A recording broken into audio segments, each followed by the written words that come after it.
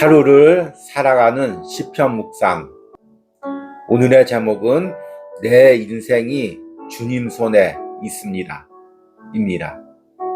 오늘의 시편 말씀을 읽겠습니다. 오늘부터는 3일에 걸쳐서 시편 44편을 묵상하도록 하겠습니다. 시편 44편 1절에서 8절입니다. 하나님이여, 주께서 우리 조상들의 날, 곧 옛날에 행하신 일을 그들이 우리에게 일러주매 우리가 우리 귀로 들었나이다. 주께서 주의 손으로 뭇 백성을 내쫓으시고 우리 조상들을 이 땅에 뿌리박게 하시며, 주께서 다른 민족들은 고달프게 하시고 우리 조상들은 번성하게 하셨나이다. 그들이 자기 칼로 땅을 얻어 구원함이 아니요, 그들의 팔이 그들을 구원함도 아니라 오직 주의 오른손과 주의 팔과 주의 얼굴의 빛으로 하셨으니 주께서 그들을 기뻐하신 까닭이니이다. 하나님이여, 주는 나의 왕이시니 야곱에게 구원을 베푸소서. 우리가 주를 의지하여 우리 대적을 누르고 우리를 치러 일어나는 자를 주의 이름으로 밟으리이다. 나는 내 활을 의지하지 아니할 것이라. 내 칼이 나를 구원하지 못하리이다. 오직 주께서 우리를 우리 원수들에게서 구원하시고 우리를 미워하는 자로 수치를 당하게 하셨나이다. 우리는 종일 하나님을 자랑하였나이다. 우리는 하나님의 이름에 영원히 감사하리이다. 아멘. 오늘의 시편 묵상입니다. 인생에서 어느 정도 나이가 되면 누구나 한 가지 이상의 고질병을 가지게 됩니다. 저 역시 오랜 시간 가지고 있는 고질병이 있습니다. 육체의 질병이 아니라 신앙의 질병입니다. 하나님이 낮추실 때는 겸손해져서 주님만을 의지하다가 조금만 높여주시면 내 자신의 능력을 의지하는 성향입니다. 오랜 기간 주님이 연단하며 훈련시켰지만 이 고질병만은 쉽게 고쳐지지 않습니다. 그래서 시험의 때나 축복의 때나 항상 말버릇처럼 하나님 앞에 고백합니다. 주님, 내 인생이 주님의 손에 있습니다. 저보다 더 심한 영적인 고질병 환자가 있습니다. 바로 성경에 등장하는 이스라엘 백성들입니다. 이들은 고난을 당하면 주여 우리를 구원하소서라고 울부짖다가도 조금만 높아지면 자신의 능력을 자랑하고 세상의 방법을 사용합니다. 바로 우리의 모습입니다. 시편 44편은 이스라엘 백성들이 자신의 영적인 고질병을 회개하며 다시금 주님의 도움을 구하고 있는 기도입니다. 시편 44편에서 기도자는 이스라엘의 역사를 돌이켜보며 하나님이 하신 일을 선포합니다. 하나님은 이스라엘 백성의 칼과 손이 아닌 하나님의 손으로 가나안 땅을 차지하게 하셨습니다. 그러나 그들은 하나님을 의지하지 않고 자신을 의지하다가 커다란 패배를 경험했습니다. 이제 그들은 다시 자신들의 무능력을 인정하고 하나님을 의지하기로 결단합니다. 나는 내 활을 의지하지 아니할 것이라.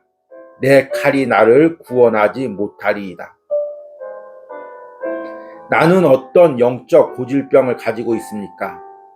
하나님을 의지하고 기도하다가도 하나님이 조금만 축복해 주시면 다시금 세상으로 나가는 내 안의 죄성은 무엇입니까? 오늘 묵상의 제목처럼 내 인생이 하나님의 손에 있음을 반복적으로 고백하시기 바랍니다. 내 안의 고질병을 깨트리며 온전히 주님만을 의지하기로 결단하시기 바랍니다. 아멘.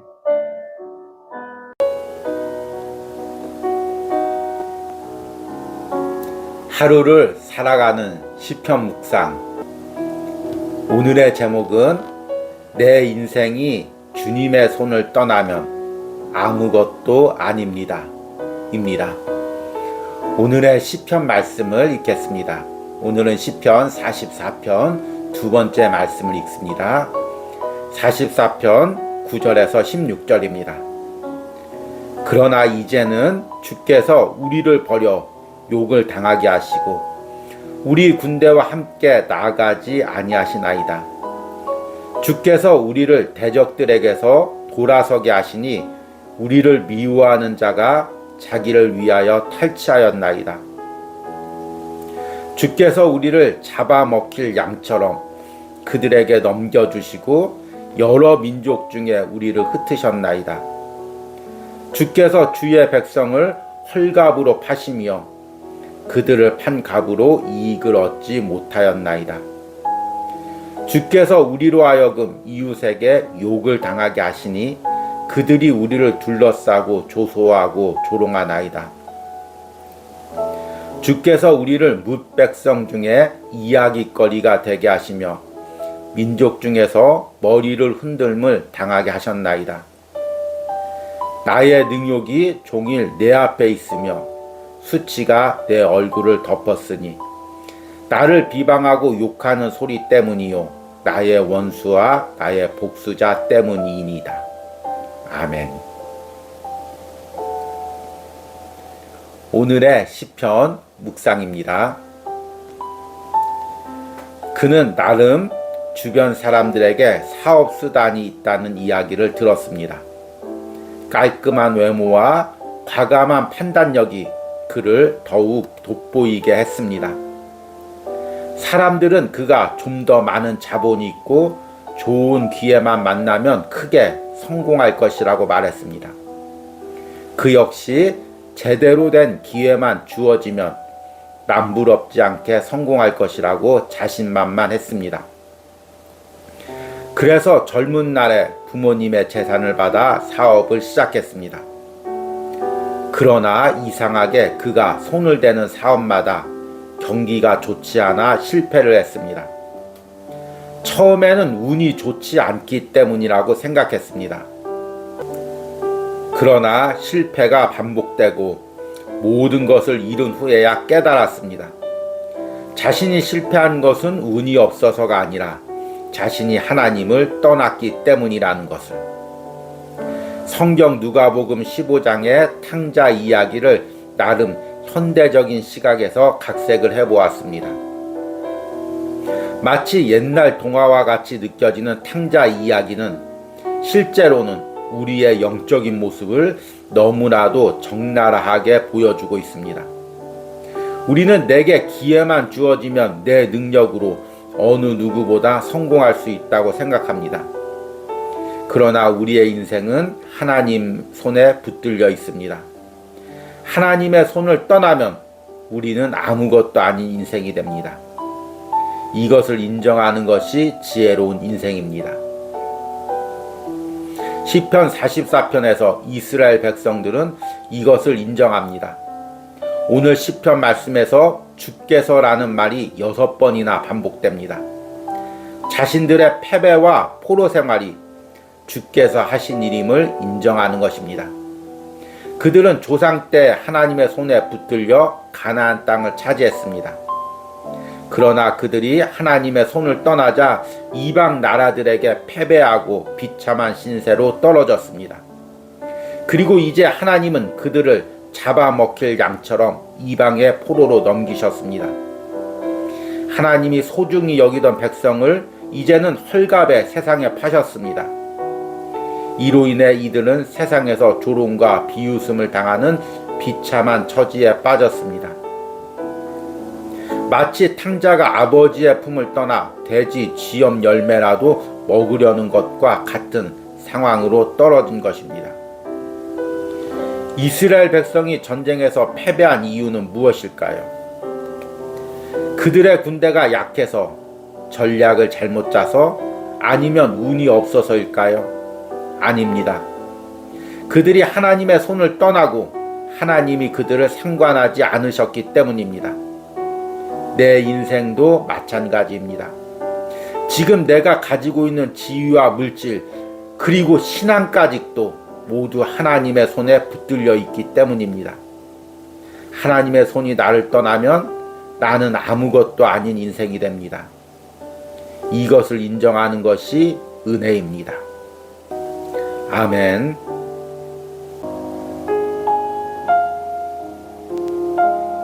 하루를 살아가는 시편 묵상. 오늘의 제목은 주님이 내 인생을 책임져 주십니다. 입니다. 오늘의 시편 말씀을 읽겠습니다. 오늘은 시편 44편의 마지막 부분을 읽도록 하겠습니다. 시편 44편 17절에서 26절입니다. 이 모든 일이 우리에게 임하였으나 우리가 주를 잊지 아니하며 주의 언약을 어기지 아니하였나이다. 우리의 마음은 위축되지 아니하고 우리 걸음도 주의 길을 떠나지 아니하였으나 주께서 우리를 승냥이의 처소에 밀어 넣으시고 우리를 사망의 그늘로 덮으셨나이다. 우리가 우리 하나님의 이름을 잊어버렸거나 우리 손을 이방신에게 향하여 폈더면 하나님이 이를 알아내지 아니하였으리까. 무릇 주는 마음의 비밀을 아시나이다. 우리가 종일 주를 위하여 죽임을 당하게 되며 도살할 양같이 여김을 받았나이다. 주여 깨소서. 어찌하여 주무시나이까. 일어나시고 우리를 영원히 버리지 마소서. 어찌하여 주의 얼굴을 가리시고 우리의 고난과 압제를 잊으시나이까. 우리 영혼은 진토 속에 파묻히고 우리 몸은 땅에 붙었나이다. 일어나 우리를 도우소서. 주의 인자하심으로 말미암아 우리를 구원하소서. 아멘.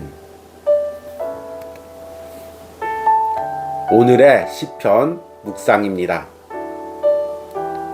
세 청년이 있었습니다. 이들은 고향에서 먼 땅으로 포로로 끌려왔습니다. 그들의 집은 이미 불타고 그들의 나라는 이미 멸망했습니다. 이 땅에서 그들은 아무런 소망도 가질 수 없었습니다. 그럼에도 그들은 하나님을 믿는 믿음으로 이곳에서 살아갔습니다. 그리고 이제는 그 하나님을 믿는 믿음 때문에 불 속으로 들어가게 되었습니다. 그러나 그들은 낙심하지 않았습니다. 하나님이 자신들을 불 속에서라도 건져주실 것을 믿었기 때문입니다. 우리가 잘 아는 성경의 다니엘의 세 친구들 이야기입니다. 최근 뉴스를 보면 계속 암담한 소식만 들립니다. 뉴스만 보면 세계 경제가 곧 무너질 것 같고 한국은 당장 망할 것 같으며 젊은 세대에게는 미래가 없는 것 같습니다. 이럴 때일수록 우리는 믿음으로 고백해야 합니다. 주님이 내 인생을 책임져 주십니다. 시편 44편에서 이스라엘 백성들은 바벨론 땅에 포로로 끌려와서 하나님을 바라고 기도합니다. 기도자는 하나님이 자신들을 승냥이 처소에 밀어넣고 자신들이 도살할 양과 같은 처지에 놓여졌으며 자신들의 영혼이 진토 속에 파묻히고 있다고 고백합니다. 그러나 이런 상황 속에서도 자신들이 주님의 이름을 잊지 않고 주님의 약속을 어기지도 않았으며 마음에 위축되지도 않았다고 고백합니다.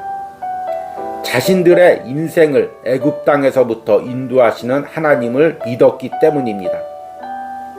이곳 먼 바벨론 땅에서도 그들이 하나님만을 바랄 때 하나님께서 자신들의 인생을 책임져 주실 것을 믿었기 때문입니다. 당신은 지금 어떤 불 속으로 던져졌습니까? 당신이 떨어진 그 불 속에서 주님의 얼굴이 보이십니까?